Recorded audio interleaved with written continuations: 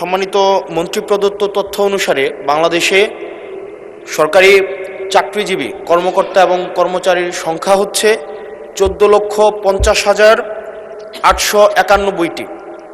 এই 14,50,891টি পরিবারের সর্বশেষ বেতন বৃদ্ধি হয়েছে 2015 সালে, আর বর্তমান হচ্ছে 2026 সাল।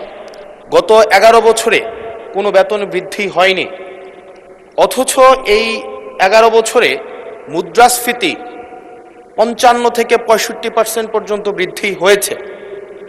মাননীয় মন্ত্রী মহোদয়ের কাছে প্রশ্ন, এই 14,50,891টি যে পরিবার রয়েছে, প্রথম শ্রেণী থেকে চতুর্থ শ্রেণী কর্মকর্তা এবং কর্মচারীদের সরকারি তাদের বেতন বৃদ্ধির জন্য, যদি এটি আপনার মন্ত্রণালয়ের না, আপনারা অর্থ মন্ত্রণালয়ে তাদের বেতন বৃদ্ধির জন্য কোনো প্রস্তাব পাঠাবেন কিনা, এবং এই নিয়ে বর্তমানে আপনাদের প্রণীত যে নীতিটি রয়েছে সেটি আমরা জানতে চাচ্ছি।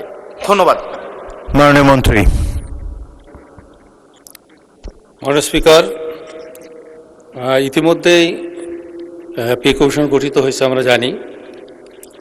তো বিষয়টি অর্থ মন্ত্রণালয়ের আওতাধীন, আর এই বিষয়ে যদি পৃথক নোটিশ দেওয়া হয় তাহলে এ বিষয়ে বিস্তারিত মহান জাতীয় সংসদে মাননীয় সদস্যের উত্তরের জন্য উপস্থাপন করা হবে। মাননীয় স্পিকার, আপনাকে ধন্যবাদ। ধন্যবাদ মাননীয় মন্ত্রী।